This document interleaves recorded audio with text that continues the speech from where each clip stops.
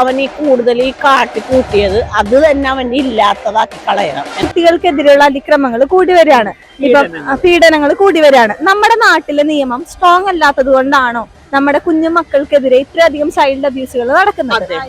അതെ, ആയിരിക്കുന്നല്ല, അതെ.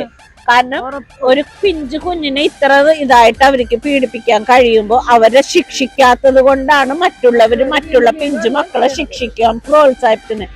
എനിക്കും ഇതേപോലെ ചെയ്താൽ കിട്ടും എന്നുള്ള ഒരു പേടിയില്ലാത്തത് കൊണ്ടാണ് മറ്റുള്ളവർ ഇതിനെ പ്രോത്സാഹിപ്പിക്കുന്നത്.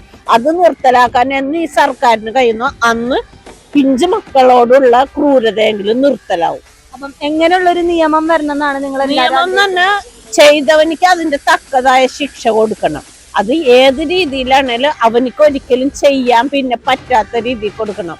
അവൻ എന്തുകൊണ്ടാണോ അവൻ ഈ കൂടുതൽ ഈ കാട്ടിക്കൂട്ടിയത് അത് തന്നെ അവൻ ഇല്ലാത്തതാക്കി കളയണം. എന്നാലേ അതിനുള്ള ആ ശിക്ഷക്കുള്ളൊരു നിർവചനമുള്ളൂ. പിഞ്ചു മക്കളെ വിടാത്തവനെ പിന്നെ എന്തിനു വേണ്ടിയിട്ടാണ് വീണ്ടും പ്രോത്സാഹിപ്പിക്കണേ? അതിനൊരിക്കലും ഒരു സർക്കാരും നിന്നോടുക്കരുത്. ഇത്രയേ ഉള്ളൂ.